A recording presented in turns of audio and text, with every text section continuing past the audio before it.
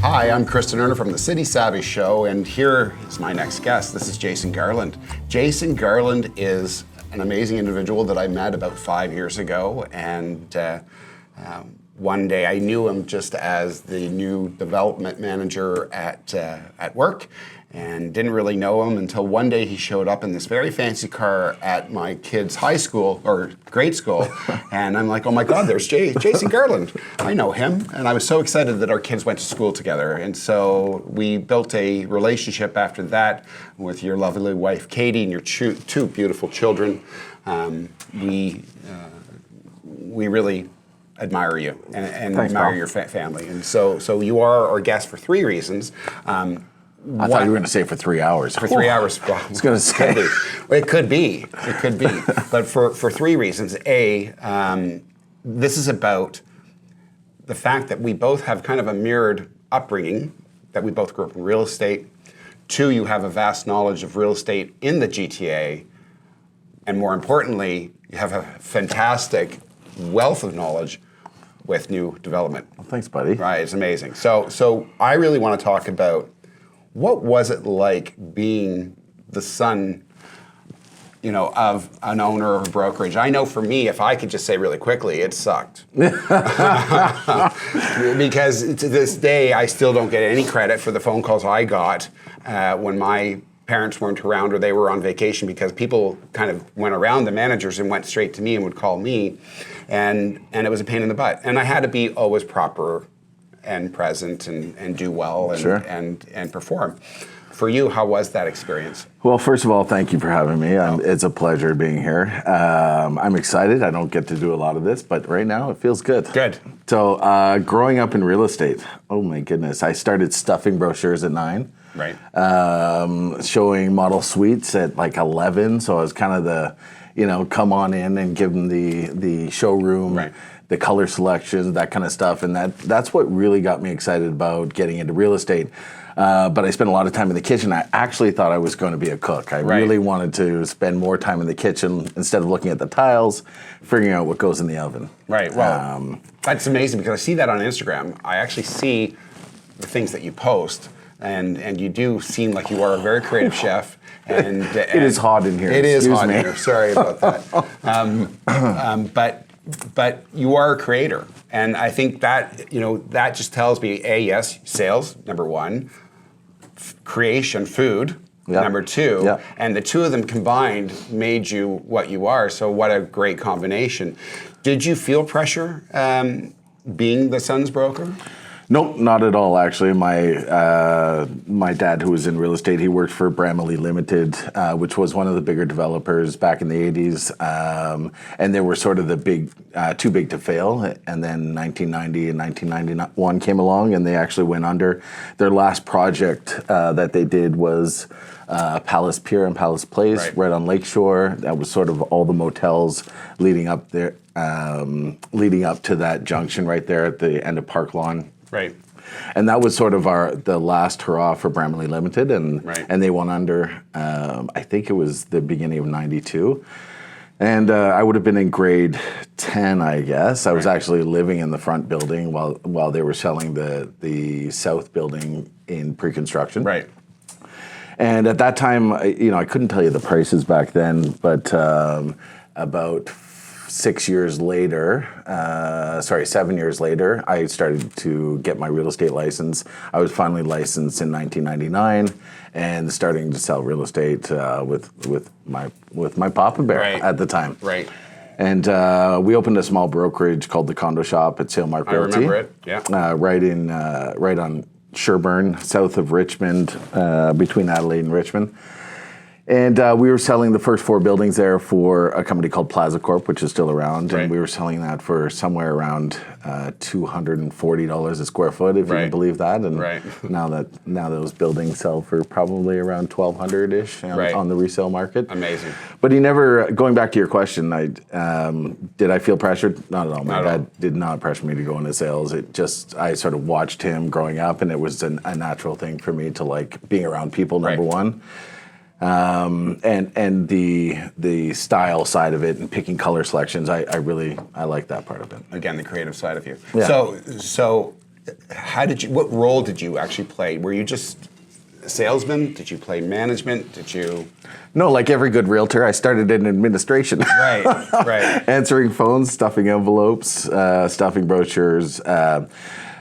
And then back then, we actually didn't cooperate with realtors. That was sort of I remember that. I remember walking by thinking, these assholes, No. right? I mean, they're not very friendly. I was in there. I know you were in there. I think I remember seeing you. But we, our famous line where we're not going to cooperate, but we'll, help you out. Right. And the agents would bring clients in, and we would have people walk them around the showroom, but we weren't paying commissions. Not until 2006, 2007 did they start actually paying commissions and cooperating with brokers. Right.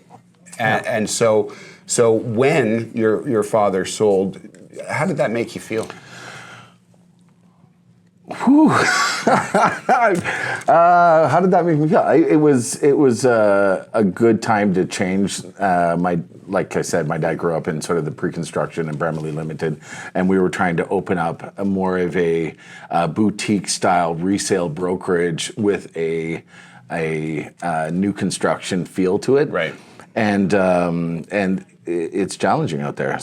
So my we dissolved that company, I think in 2015, and I moved around a lot in that amount of time, and worked for some of the third-party marketing companies that you know, like, and trust, and have done business with, and for some of the top builders in the city, and that's been exciting. So it was just a stepping stone to bring me to your show today. Right, and I think, so I felt resentful. When we sold in 2009, I kind of felt like, this ain't right, but I realized when I finally got to where I am now, I realized that was, when you said stepping stone, that's a great word for it, because I wouldn't have been the person I am if I didn't leave that nest. And it kind of forced me to kind of go and find my own way and be the realtor I wanted to be, because I certainly didn't like the realtor that I left behind. Right. And so this now, tissue isn't just for sweat, it's for tears later, isn't it? Absolutely. Where are we going with Well, hold on, I got a couple of pages. We can talk about this a little bit more. So that's great. So your stepping stones have really paved the way not only for you, but for your family as well, because I know you have 2 kids, you have a wife, your kids are in school. I know they're in camp constantly, so you're providing for them. You're doing a good job. Thanks, pal. You're someone to look up to, that's for sure. I've always admired your, not your front, because it's not, you are the storefront that's like no other. I don't know many people that can pull off what you've pulled off in such a short time, because if you look at 2015 to 2021, that's a short period to do what you've done, and that's impressive. And we'll talk about more about that in a second. I now want to just say, you bought, like we talk about new construction. New construction's super, super important in the city, and we talk about, there's 400,000 people moving to the city within this next year that's going to come, probably. Within the next 10 years, you're looking at about 1.5 million people coming to the GTA. We don't have that many homes to provide right now, so we need to build. And I always say to my children, and I say it to my wife Jennifer, that and to clients, that Metrolinx and the city, they're changing the landscape of the city. Yeah. And when you're looking at an average price of $1,400 a square foot now, but if you look at New York, that's about $4,000 a square foot, which is impressive. Toronto's a way better city than that. I'm sorry, New York, but we are in a pretty amazing city. Well, we just got rated the safest city in the world to live in, right? Fantastic. Big metropolitan city anyways. But, you talk about the momentum and stepping stones. You're touching on the piece here, is that I'm lucky to have spent the last, 2 decades in this city, and a growing population, diversity. And what part of that has been the increase in a lot of the capital investments that a lot of your clients have made, and just not we don't get to choose our family. We don't get to choose where we grow up necessarily. I came from Stratford, Ontario, a little cow town outside London, and now being part of Toronto has been super exciting, especially in the real estate market. Right. Luckily, I got to choose my now family. Yeah. And so that's the important family, really, right? Right. Our past family, is good. I think, we learn from our parents the way they were taught and the way their parents were taught. And so it kind of trickles down. It's how do we fix, the things that we've done wrong. And that's where, again, your stepping stones are impressive, and so was mine. We're about family. This is all about family. And so it was good to see that your dynamic was healthy, your transition was healthy. And so I know when go back to new development, and I know that you and Katie purchased a property in 2018, new build. Yeah, someone there, Yeah, it's now complete. You paid $700 and something per square foot. You're looking at what now in that building? That building would probably trade for $11.25, $11.50 a foot or something like that. So yeah, we got lucky. Right, yeah. And I know Jennifer and I purchased one on Main and Danforth. Yeah, just down the street. Just down the street from where you are, because I think that whole area is going to boom. And at that point, it was $875-ish a square foot, which was very attractive, and that went up quite a bit. And that's going to be completed in 2023, if I'm not mistaken. And the steps of it are really why new development. And we hear in the news, and we hear with an election coming next month. 22nd, I think, right? Yeah, somewhere in that 20th or 22nd, somewhere in that range. Does coming up soon. Here? Anybody know? I don't know. You can. I think it's the 22nd. So it's happening soon, and there's a lot of talk that the governments are responsible for the prices getting out of control. There's no affordable housing. But there is a way to get into affordable housing. And by us buying these condos ourselves, and we're not just selling it, we're actually doing it ourselves because we believe in what we're selling. The steps to buying new builds are, if you put 21% down, you got either 5 payments, 4 payments, whatever the structure may be, but 5%, 5%, 5%, 5% makes it a lot easier than putting the whole thing down at one time. That's right. And so that's where affordability comes in. And I know that that you are promoting like even up in Barrie, which is not I think most of City TV lives in Barrie, the staff. so a lot of people commute, and I know there's a lot going on up there. Yeah. What development? You just promoted something up there. We did a project, or we're just helping sell a project up there by Citizen and Crystal Homes, which is called Eagles Rest. It's Oro Modante, which is just north of Barrie. It's, I think, just over 200 homes on half-acre lots, starting in the run 1.3 up to 2 million. But that project is almost sold out, if you believe that. Amazing. And that launched a month ago, maybe. Right. The absorption rates are crazy in Toronto right now. Right. They're hitting 90% absorption rates. It's phenomenal. So when you hear that Canada's leading the stage as far as real estate prices, does that alarm you? Does that excite you? No, there's definitely. Do you see sustainability? I think yes, if we were going to get 400,000 people to Canada per year, and Toronto takes on about 40% of that per year. That's a lot of people. We build about 20,000 homes per year. Right. So just in Q2 last year, we did about 9,000 new home sales, and it's just not enough to keep up with the influx of population growth. But going back to the affordability, there are definitely things that can be done and this election will be important to look at their own housing platforms and which each party sort of aligns himself with, whether it be a vacancy tax or a second land transfer tax, or extending the 25 amortization period to 30.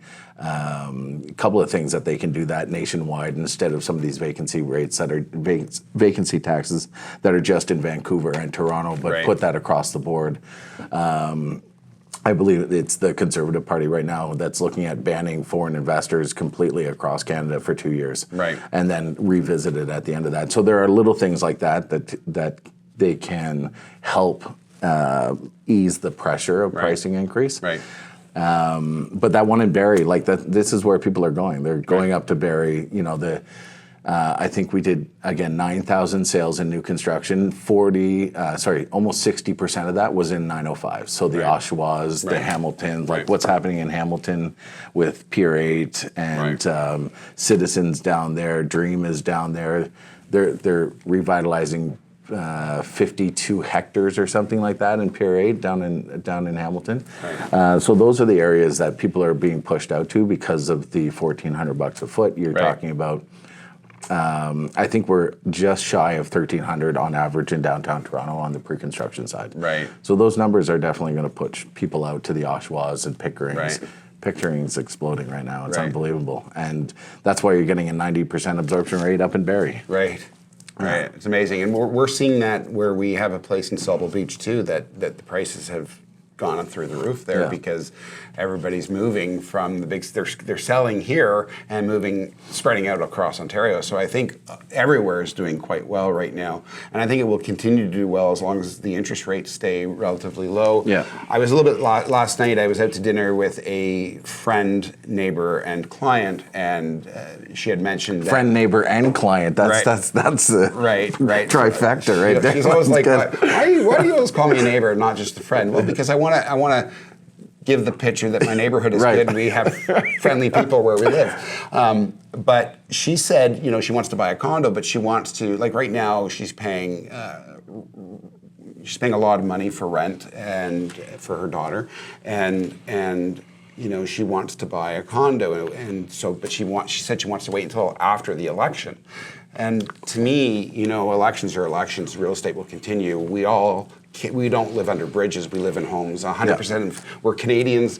Live in houses. Most people, whether you're renting, or you're buying, or you're investing indoors, we all need a place to live, right? So I don't think an election should make a huge difference. Hopefully, platforms are platforms. That's just how they get elected. But implementation is completely different, right? Exactly. So I really had hoped that we could talk more about the personal side about Jason Garland, because you know what, you are fascinating. You recently just had a birthday. And it was that milestone that was just incredible. And we had the pleasure of joining you, Jennifer and I, and our son Wynn. And it was a good day, and we, again, stepping stones. Okay. And where is he going with this? I'm not sure. So 45, it seemed like 45. You said it. Oh no. Yeah, 45 is one of those mid. It's like middle of 40, when you're still young. Jennifer hasn't gotten there yet. She's going to be there very soon. And, I'm 50, and I was mortified, actually, of turning 50. It really scared me. But now that I hit 50, it's like, wow, this is amazing. Yeah. And I think there was hesitation with you wanting to celebrate your birthday, because I think you might have been at an impasse at all. It seems. No, I actually enjoy getting older. I'm not getting any wiser, but I do enjoy getting older because you just see a little different perspective on your kids and your family, and you find out what's important and who your friends are and all that kind of stuff, and the lockdown and this sort of thing. And I know we don't want to go into what COVID has done to everybody, but it certainly gives you a minute to pause in such a fast-paced life that we live in Toronto, that's moving at a rapid speed. And you look around the corner, there's another building, there's another house, and lots is happening so quickly. So it was nice to pause and get some time with the children and that kind of thing. And that's why, back in my 30s, I would have had a steel drum band and a house DJ and whatever else was going on in my backyard. But now it was just some close friends and fairly quiet for the most part. It wasn't quiet at all. But the reason why I ask, and I should have gone here before, because we were talking about family businesses and people getting into real estate and what it was like. And I know for me it was a lot of pressure, and I was told I needed to make cold calls and I needed to do this and this and this and that. And I hated all that, and that's why I epically failed at it. Because I don't like being that salesman. I don't like being a salesman, first of all. What are some of the challenges that you see? So now you are getting wiser, sure, as we all age. what are the challenges that you find that younger people are seeing getting into our industry? Good question.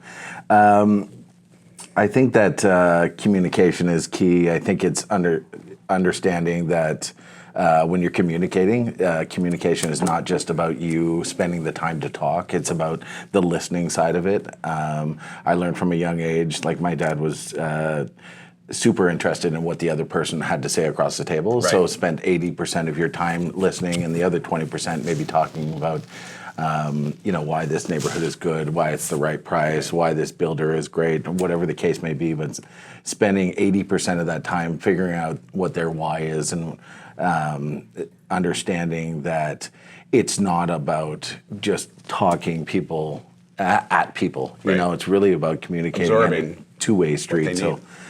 And the speed of which things happen. Like the other thing we're coming into is the population is growing, and so is the population of realtors. And Right. now we're at pushing over 55,000 agents, 56,000 agents. I think we get 200 or 300 new every month. Right. It's obviously there's a fall off the other end, but Sure.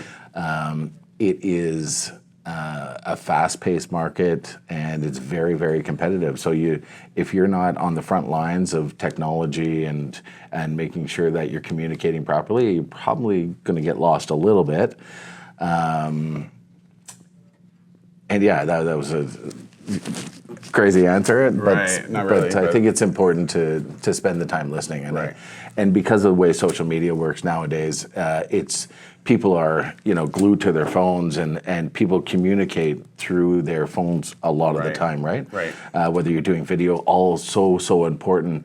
You also have to remember that it's a people business, and Right. we've got to be in front of people and understanding nuances and, Right. and all that kind of stuff. I think I've gotten off topic here, but No, I don't think so. I think the 80% listening part Yeah. is an amazing thing because that's a sincerely genuine response when Yeah. you think about it, because we need to find out what their needs are and ignore what our needs are, because we're here for the people, right? Not for ourselves. When I got into real estate, you basically failed at everything else, and Right. you ended up in real estate, Right. or your parents were in real estate. Right. So those were the only tracks that you would generally line up with to get into real estate. And now people are coming out of university and going straight into real estate Right. because they see it can be a fun, of course, lucrative career. Right. And people like the pace of it, and Right. but that's not the way it was back when I was 20. No. You just didn't have that option. And there was only 20,000 agents. Now we're double that. And Right. the population has doubled, so it's all relative. But Right.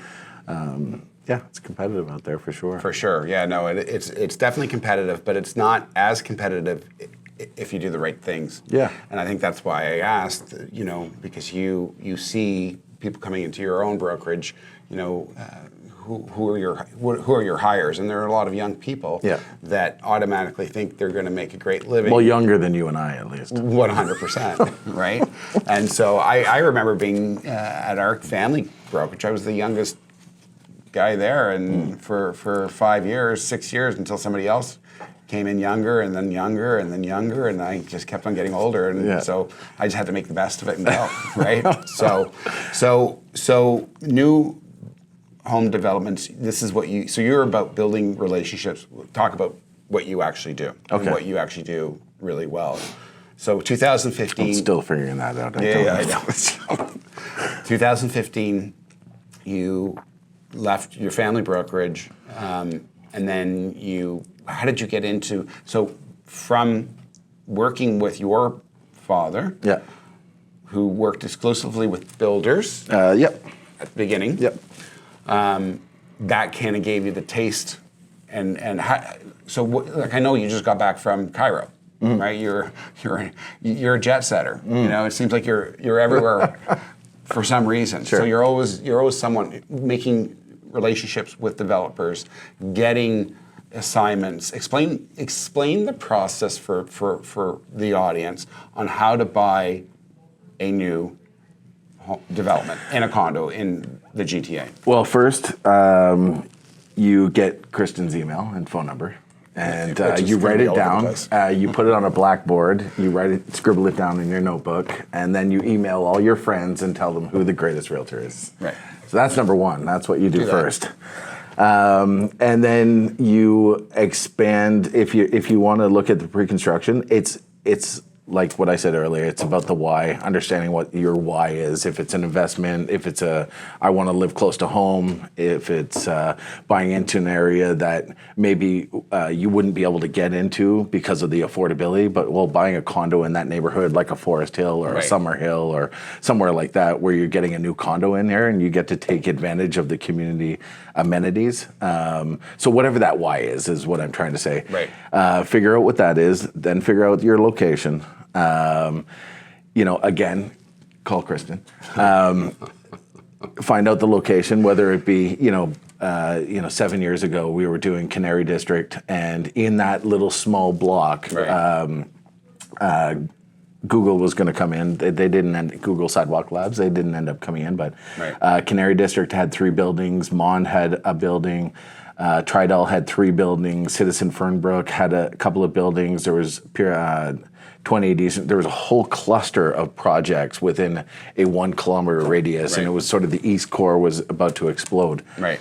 So there you would find that neighborhood. Okay, I want to be in this neighborhood because I see the vision, East Harbor, and what's happening with the TTC and Metro links. So all that exciting stuff, I want to be a part of that. Well, now we're going to go look for a project, a builder that's in that neighborhood that we know, like, and trust, or like, and trust. And then we're going to find the suite that matches the criteria, whether it be a 1-bedroom, a 2-bedroom, a studio, a 3-bedroom penthouse, a view of the city, whatever that is. And then, things happen very quickly. It's like showing up to a resale right now with a offer date and showing up the following day and being like, is it still available? Well, probably not. So you've got to show up on in a timely manner. And that's where you get a hold of somebody like you who on the front lines and understands the process. And then you would fill out what's called a worksheet, which is basically your information and what you'd like to see in terms of a 1-bedroom, 2-bedroom, 3-bedroom, whatever the case is, and making sure that you're as vague as possible. I like to say it's a qualified, flexible client is your best client right now because you may not get the 8th floor, 2-bedroom, southwest corner, with a cool terrace. You may not get that suite, but if it's just about investment, you got to take the emotion out of it and just worry about, I want to be in this building because I know it's going to go up $200, $300, $400 a square foot, and that delta in capital appreciation. So it's like being on the dating game. It's 1, 2, or 3, right? Sure, yes. And then you would get that into the developer through somebody like yourself, again, call Kristan.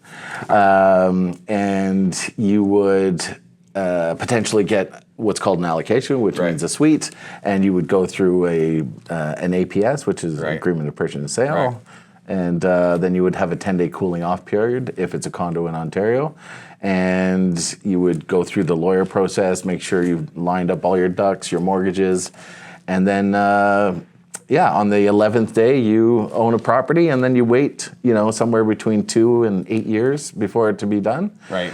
Like a project that's going to be, a smaller boutique building like 28 Eastern might take 2.5 years. A project like Dundas and Dundas and University, because they're digging under an old heritage building and connecting to the path, that might take 7 years. So lining up that kind of stuff as well. I know that was a long-winded answer. No, that's quite the answer, but it's a good one. So it's true. I mean, first thing is you got to contact me, which I agree with 100%. But I do want to thank you for being here with us today, because I think you're an interesting person, and I think I could go on and talk to you forever, and I'd love to talk to you about a lot of things, but there's only so much time. So I want to thank you, Jason. Awesome. For being Thanks, here. Kristan. And Jason is a partner and VP at Berkshire Hathaway in Toronto. It's a great honor. Thank you. To be sitting next to you, and it's a great honor to be your friend. Awesome, brother. Thanks for being here. That's very good. All right. Thank you, everybody, for joining us. This has been the City Savvy Show, and I'm Kristan Erner. Hope to see you soon.